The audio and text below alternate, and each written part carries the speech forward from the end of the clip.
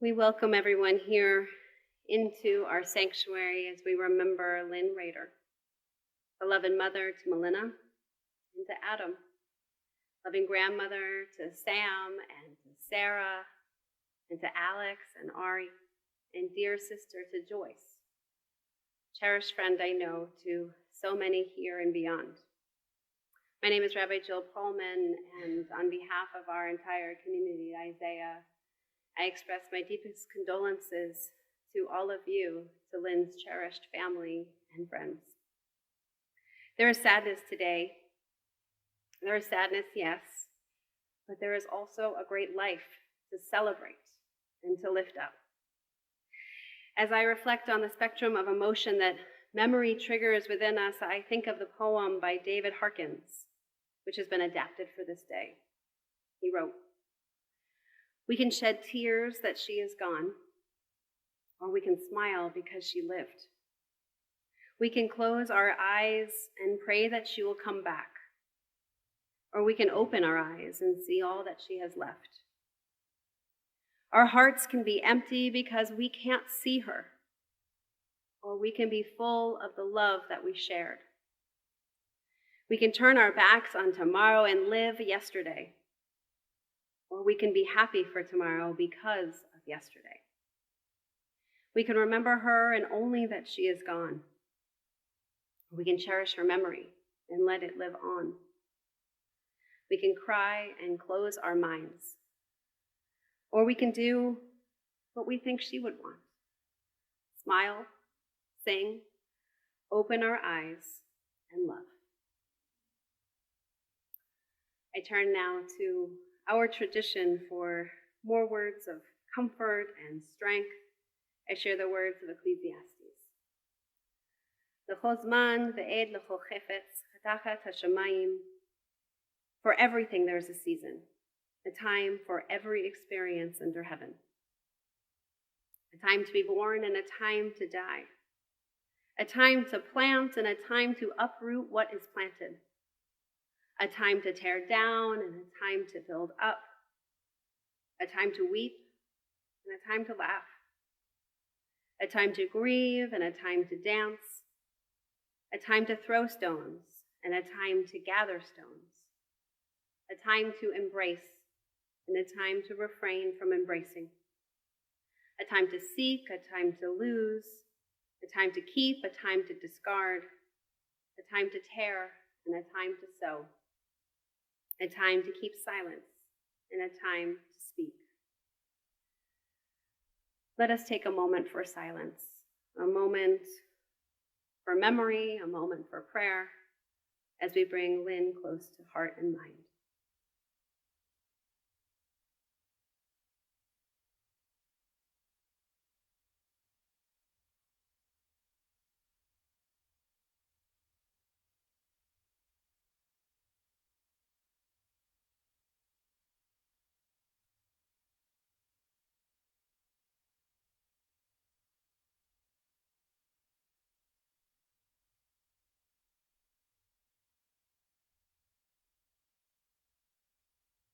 A time for silence and a time to speak.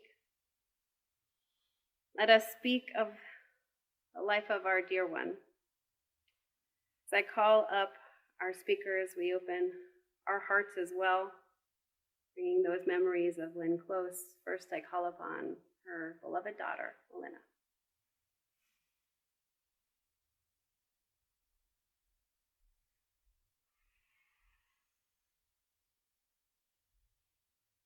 Thank you, Rabbi. I'm sorry you didn't get to know her. She would have liked you very much, and she knew how happy we were that you are part of our lives now. So, if you wouldn't mind joining me in the Serenity Prayer, this might help me get focused on what we're doing here. And take a moment of silence for those who are not with us.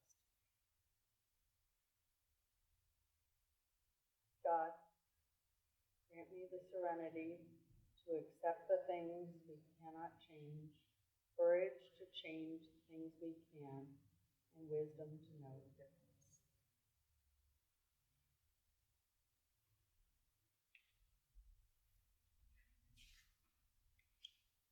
I can read yours if you want to read mine.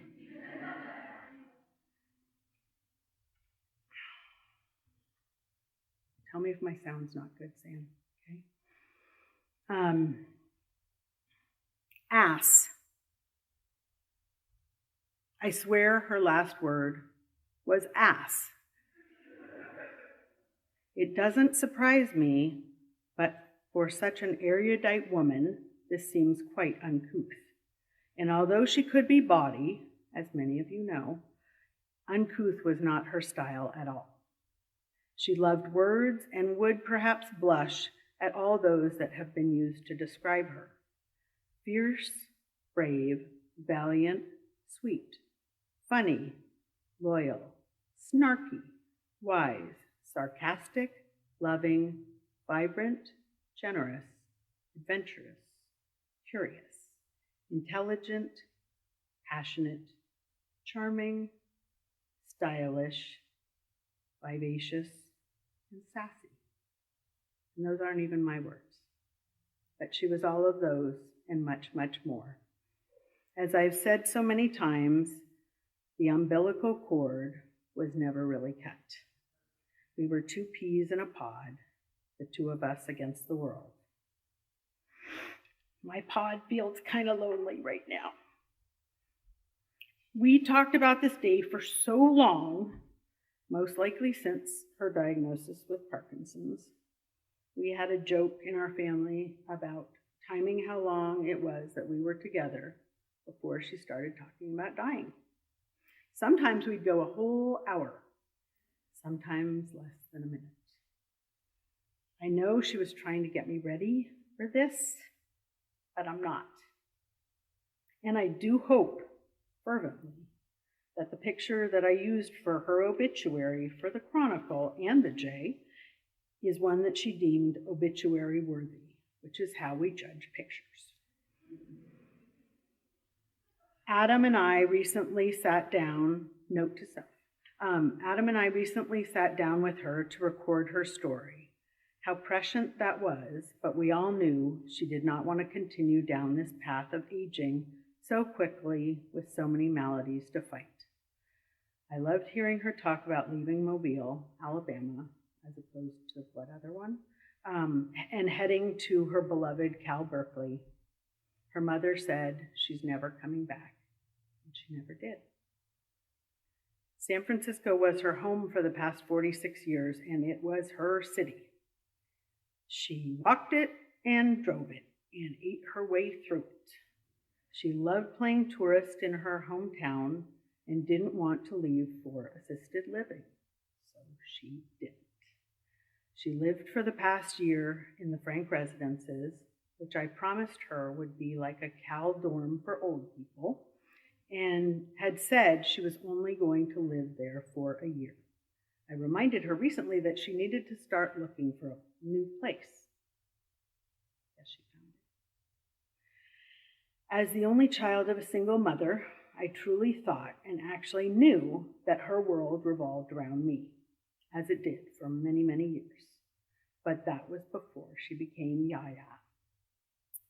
First there was Sam, her knight in shining armor, her prince, whether it was taking him to the theater or shopping for, in his words, ridiculously expensive clothes, or spring training, or to a restaurant where she knew the owner. She didn't really care. She just wanted to spend time with him. And Sarah was the princess she knew she wanted all along, even if she laughed when Sarah was born, and we didn't know until then that she was a girl. And my mother told me, "You'll get yours." She knew of what she spoke. I'd given her a good run for the money, but she adored Sarah and was in awe of her spunkiness and strength, her many talents, and her beauty. Yes, even as a blonde. Some of the worst times for my mom weren't when she got diagnosed with terrible diseases, but were when Sarah and Sam faced their own health challenges. And her heart was big enough to welcome Ari and Alex into the family, into the grandchildren club, when Adam and I married 4 years ago. She adored them equally and was proud to be their Yaya too. although she thought our family home was a circus with all the kids and all the animals. In the words of my Aunt Gloria, she said, "Not my circus, not my monkeys." And then there was Adam. He may have, perhaps, displaced Sam on the Lynne Rader totem pole. She truly thought, and rightfully so, that he was the cat's meow. He asked her for her blessing to propose to me. She didn't think I would say yes, and told him so. I know this was the one time she was okay being wrong. On the occasion of my mother's 77th birthday 2 years ago, I gave her the gift of her older half-sister Joyce, who is here today and was there for the last day of my mom's life. Thanks to Ancestry.com, Sam Gershik, and a Groupon, we connected with Joyce and her family in 2020 during COVID, so we couldn't meet in person until last month, when we celebrated my mom's 79th birthday in Miami.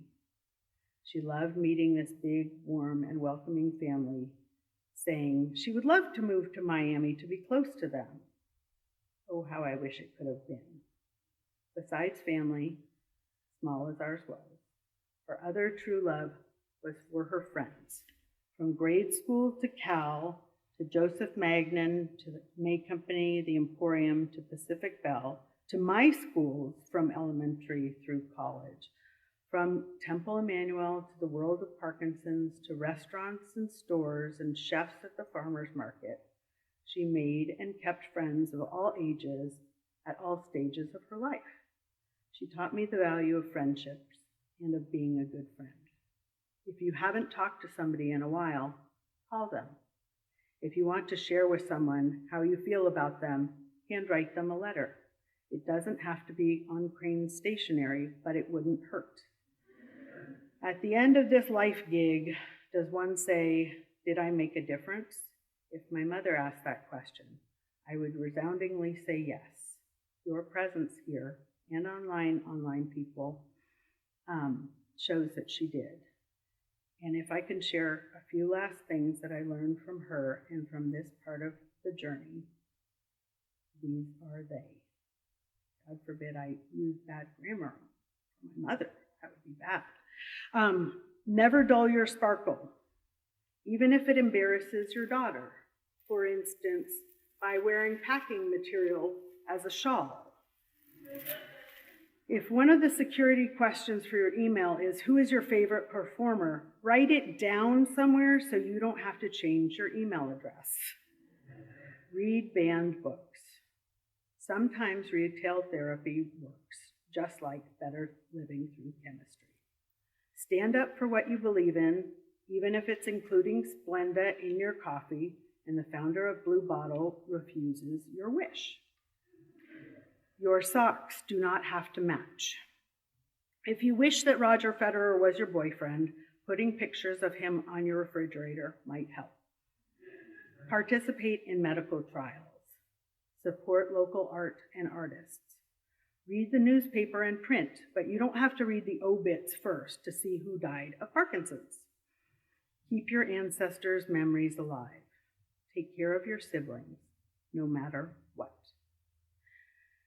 Be that person who talks to waiters and retail workers and people on the plane. You never know.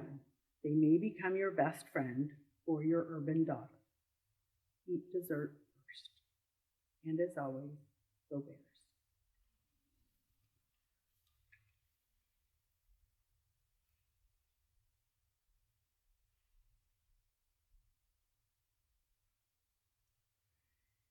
Thank you so much, Melina. Now we invite up Adam Hannon, Lynne's beloved son-in-law.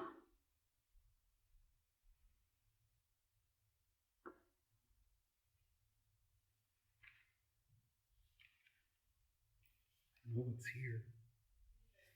Thank you, Rabbi. Hello, all. There's very little that I can add to what my incredible wife just said, but I'll do my best. And I have this because everybody knows me. So I think the most important thing a son-in-law can say about his mother-in-law is, I loved her. I need this. And I surely did. As you heard Melina say, Lynne was fun, snarky, full of wonderfully joyous opinions and perspectives, a true foodie, and of course the mother of the most incredible woman in the world. She was truly a force of nature. Lynne lived her life to the fullest and loved to share it with her friends and family, and you all know that. Boy, did she have friends. Friends from elementary school, friends from work, friends from restaurants, friends from businesses, friends who lived in her building, friends from just completely random places. Wherever she went, she made and kept friends. Her life was one simply filled with love surrounding her. Although she certainly suffered from her illnesses, she never let them define who she was, and always tried to maintain her independence, even at the risk of a scolding from me or Melina. I was always a little sad that I never knew her before Parkinson's began to erode away her body, but I loved hearing her and Melina tell stories about the past. She lived an extraordinary life during extraordinary times. I was continually amazed at how even in the last months, no matter how she felt, when we had plans, she always dressed up smartly with her hair and makeup done. In fact, when we took her to Miami just 8 weeks ago to meet her sister, Joyce, for the first time, she made sure that there were hair and makeup artists at the hotel before we headed out for the day.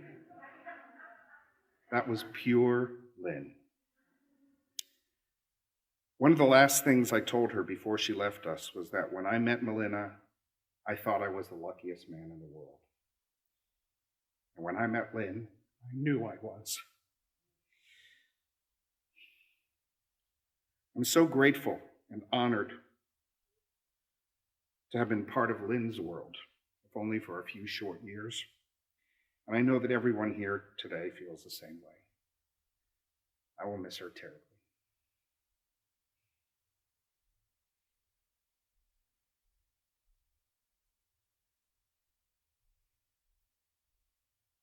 Thank you, Adam. We have to call up Yaya's grandson, Sam Gersh.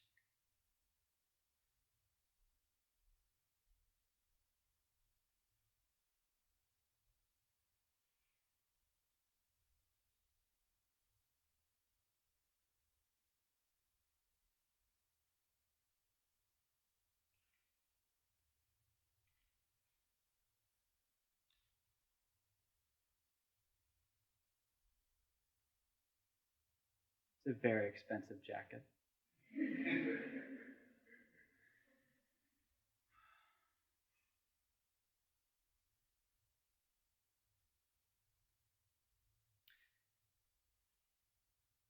Thanks for everyone who could be here and everyone watching virtually. It's a very sad occasion, but Yaya was in pain and discomfort for a long time, and we're so glad she's not uncomfortable anymore. That being said, we do suspect foul play. I'm so glad that played.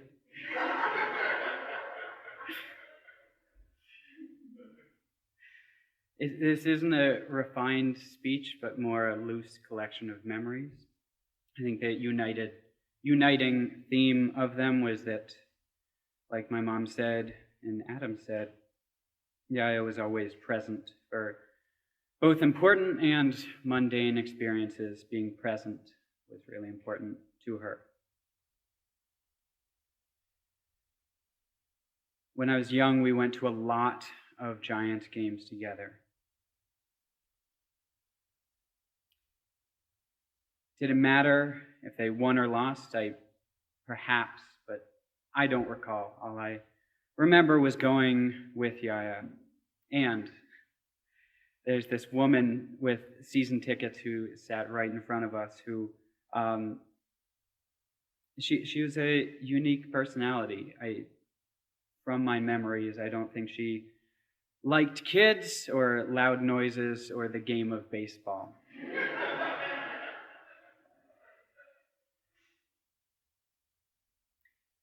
Yaya and I went to see So movies together in the theater. Again, I have no memory of what those movies were, but I'm certain they were not for her. They were not.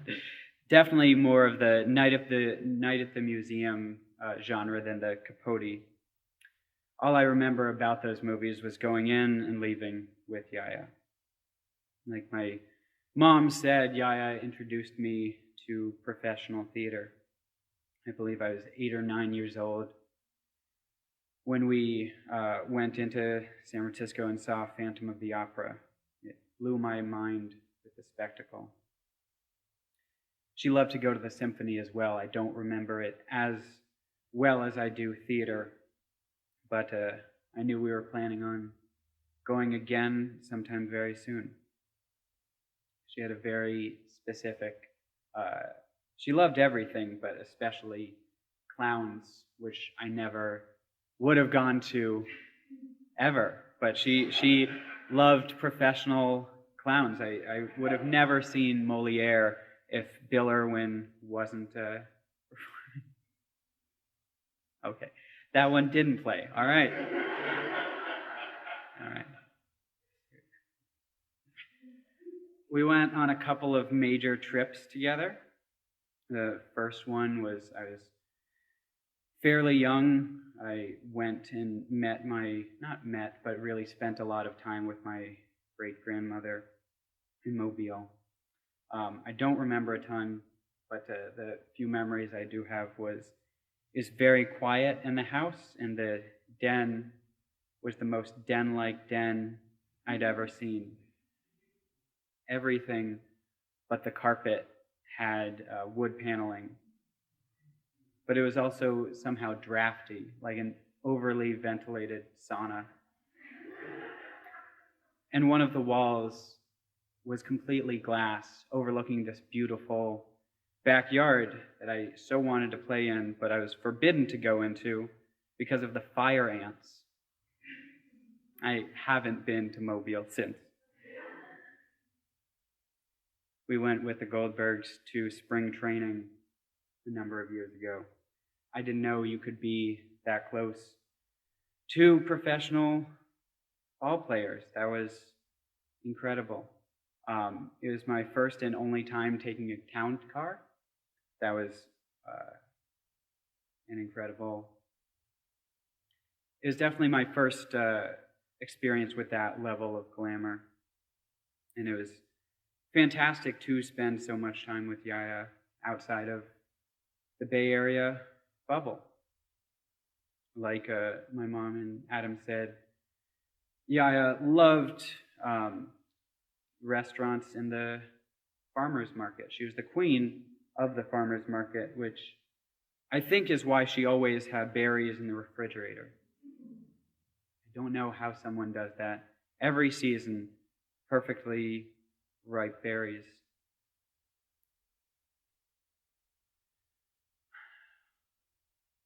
I expanded my food horizons with her. I did not do that with anyone other than her for a very long time. The notable ones were I would never have tried mustard if she hadn't tricked me into trying it. I had ginger for the first time when I was having a lot of nausea in 2011. And the most unique one was alligator. She said we were going to a new place called Boxing Room, and I was so excited, like what kind of fancy restaurant's gonna be called Boxing Room? And it's a Cajun restaurant that serves a lot of alligator. A lot. She taught us to treat yourself. She loved high fashion, and she had pretty good taste in almost everything but gifts, which were unique, certainly unique. Everyone great in its own way, but not very useful. She once gave me this beautiful shell that turned into a beautiful paperweight. The same with a taxidermied sock. And I didn't think of a third one there. I remember from her, the first apartment of hers I saw, just a strong memory of a wooden cowbell on the inside of the front door. And on the back of the kitchen door, a clear shoe holder with VHS tapes just for when I came and visited.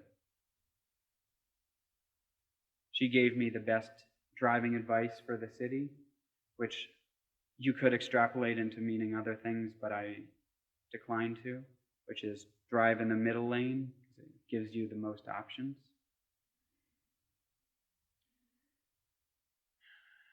In the spirit of driving, Yaya drove me from to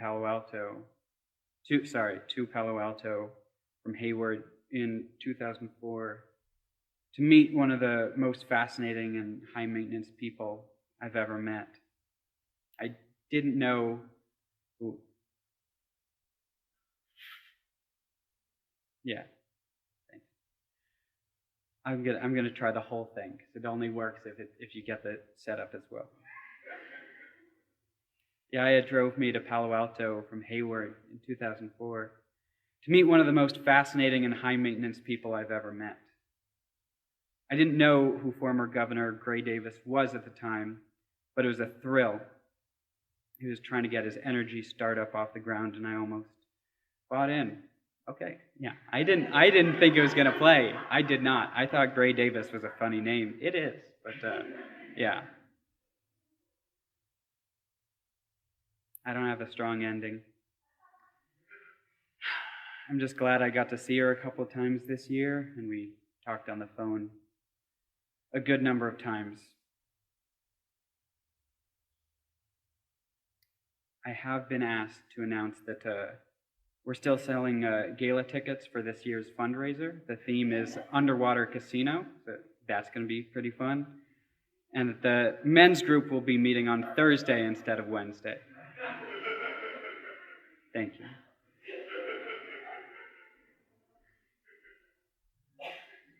I now know who to call on when we have some announcements to share. Thank you so much, Sam.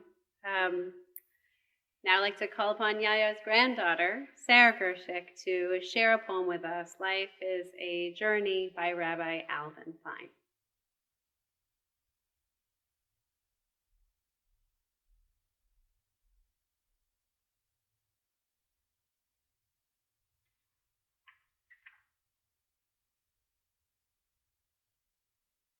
Life is a journey. Birth is a beginning and death a destination. And life is a journey from childhood to maturity and youth to age, from innocence to awareness and ignorance to knowing, from foolishness to discretion, and then perhaps to wisdom. From weakness to strength, or from strength to weakness, and often back again, from health to sickness, and we pray to health again. From offense to forgiveness, from loneliness to love, from joy to gratitude, from pain to compassion, from grief to understanding, from fear to faith, from defeat to defeat to defeat, until, not looking backwards or ahead, we see that victory lies not at some high point along the way, but in having made the journey. Step by step, a sacred pilgrimage. Birth is a beginning, and death a destination, and life is a journey.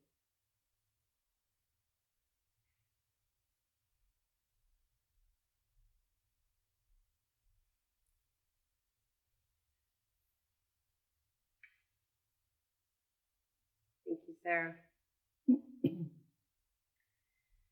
Adam, I think you said this, that Lynne was a force of nature. She sure was. To know her was to know a woman who marched to her own drumbeat, who loved fiercely, and who kept her friends forever. To know Lynne was to love that side of her who was generous and who gave everything. And also to love that side of her that made her own parking spots wherever she decided a parking spot should be. Lynne was independent, always dressed to the nines, and was deeply loved by so many. Born in New York, but raised in Mobile, Alabama, she was always a bit on the outside, a bit different, but that worked for Lynne. The Yankee never wore off her parents in the South, and being Jewish almost anywhere surely added to that feeling. What was clear growing up was that she definitely wanted out of Mobile. And so she set her sights on Berkeley. She arrived in the early 60s with white gloves and high heels and clothes that were made just for her. The accent disappeared, but she was always herself.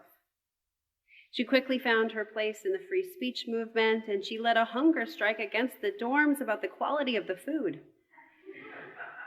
Lynne proudly took on the identity of troublemaker and carried that with her into the future. She married and began to raise her daughter Melina in LA while working in retail. And after her divorce, she took a job offer in San Francisco, and Melina and Lynne quickly made their home there. Lynne and the city, they were meant for one another. She adored the museums and the symphony. She liked the weather and loved the people. She was always taking her friends on field trips to places that they didn't even know existed in the city. But she also loved to travel, whether it was to France to see Melina in college, or to Vietnam and Cambodia with a friend, a Disney cruise to celebrate Sarah's upcoming bat mitzvah, or a cooking tour through Italy. Lynne loved the adventure of it all. And she especially loved her trip to Turkey, for it was to there that her mother escaped from Russia. It was affirming for her to be in a place filled with such rich family history. And she loved the people of her life. Being a single mother was difficult, but it also bonded you. Right? Lynne was always in Melina's corner, her greatest champion. And I know how close you and your mom were. And that kind of love, it endures. It stays with us. It stays with us after death. And that love, it extends to your children, to her grandchildren, and she was so grateful to be a grandmother, or more precisely, Yaya, to Sarah and to Sam. And when Alex and Ari came into her life, that love had simply expanded to embrace all of you. And Lynne adored Adam, and I know that you considered her to be like a mother to you. Lynne's brother and sister passed away earlier in life, and she lovingly took care of them at the end of their lives. As we heard just about 2 years ago through Ancestry.com, she learned about another sister. She and Joyce, her new-found sister, developed that bond, and what a blessing, what a joy that they were able to meet just in the last month. As we know, Lynne always surrounded herself with friends, right? So many of them, all those friends she would make in all sorts of places. And in these last few days before her passing, I know she was able to connect with many of them, which I know meant so much to her. Throughout the years, she would write letters by hand, sometimes to let people know about the impact that they had had on her. She wanted people to be able to express their love right now, not wait. She and Melina would fight over who loved each other more. If there was ever a thing to fight about, right? What a world you created together with your love. Lynne was not one to do things by the book, though. Her 60th birthday was held at a ranch surrounded by cows mooing, I understand. There was fabulous food, fabulous people, and the amazing jazz artist, Paula West. She sang, and we'll be hearing from her in just a bit. To know Lynne is to appreciate the fact that she proudly hung in her home the sign that Melina bought for her that read, "Everyone's entitled to my opinion." She was a crazy driver, a professional swearer, and as we heard, treated farmers market day like it was her own Shabbat. She was a collector, had an affinity for apples and found art, and volunteered her time with food runners, collecting leftover food from restaurants to feed those in need and to avoid unnecessary food waste. The urge to do what was right was always a part of Lynne's life, perhaps inspired by watching her father take down segregated signs in his medical practice. It followed her through the civil rights movement and into the early days of the AIDS epidemic. She was active in helping get the first grants for Project Open Hand. She was generous, and she was giving to those around her. She almost always belonged to a synagogue and raised Melina to be a proud and active Jew. She spent a lot of time at Emmanuel over the years, and it was a joy to see her at Isaiah more recently, and I'm glad she got to be at our Passover Seder just this year. These last few years were tough between Parkinson's and renal failure and everything connected to COVID. I know that she did so much to raise awareness and to fundraise around Parkinson's. Her father was a radiologist, and she knew that he would have encouraged her to take part in studies. And so she did that. She took part in trials and experimental treatments for Parkinson's, including brain surgery. She took care of her medical team just like she did with everyone in her life, with care and with love and pastries and blue bottle coffee. May we all live our lives a bit more like Lynne Rader. The Torah portion that just passed, it begins by laying out that all of life, in a way, is a choice between blessing and curse. We can take what life gives us begrudgingly, or we can embrace it and love it and live our lives with as much color and flair as possible, just like Lynne did. What a blessing to live a life like that, to know who you are, to have a daughter who loves you, and grandchildren who adore you, and friends who will fly across the country for you, and newfound family ready to embrace you. What a blessing to know that you've made a difference in this world, and that your legacy will live on well beyond you. Lynne Rader has left a mark on everyone in this room, online, and well beyond. Melina, when we sat in your home the other day, you said of your mom, she loved her people, and she loved them hard.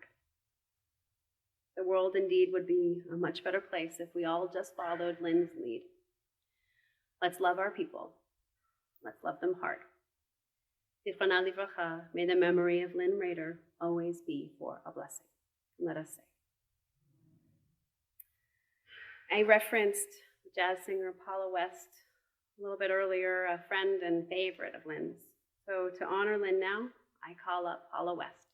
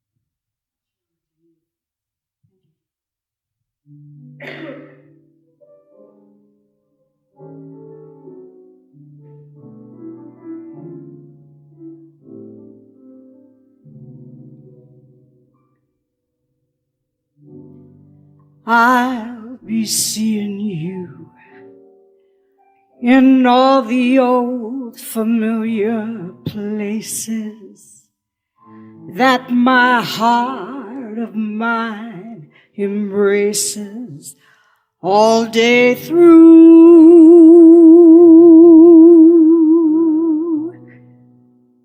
Yeah, that small cafe, the park across the way,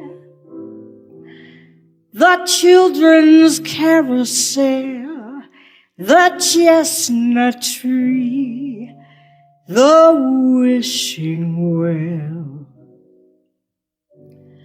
I'll be seeing you on every lovely summer's day, on everything that's light and gay. I'll always think of you that way. I'll find you in the morning sun, and when the night is new,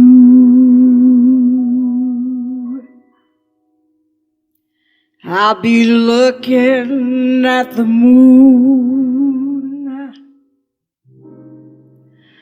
but I'll be seeing you.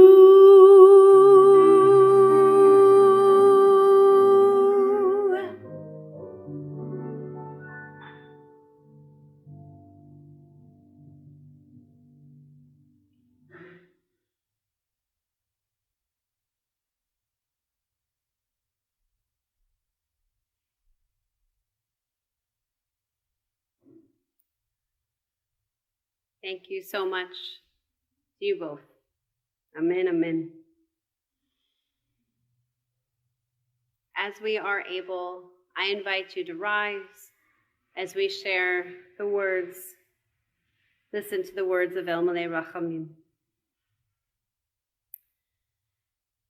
El Malay Rachamim, Shochem Bamromim, Hamsei Menucha Nochona Tachat Kanfei Hashchina, Im Kedoshim Utoharim Kazohar Harakia, Mazhirin, and Nishmat Leah Shalacha Lolama, Al Harachamim Yastureha Beseta Kanafav Lolamim, Bitzvor Chachayim Ad Nishmata, Adonai hu nachlata, v'tanuach b'shalom al mishkava, v'nomar Amen.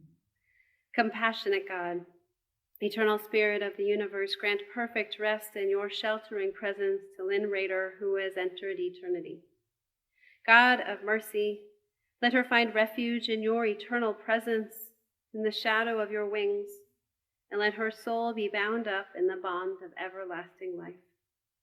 God is her inheritance. May she rest in peace, and let us all say. We're going to share now in words of Kaddish. There are smaller blue books that might be in front of you or behind you. If you'd like to follow along, the words of Kaddish on page 294.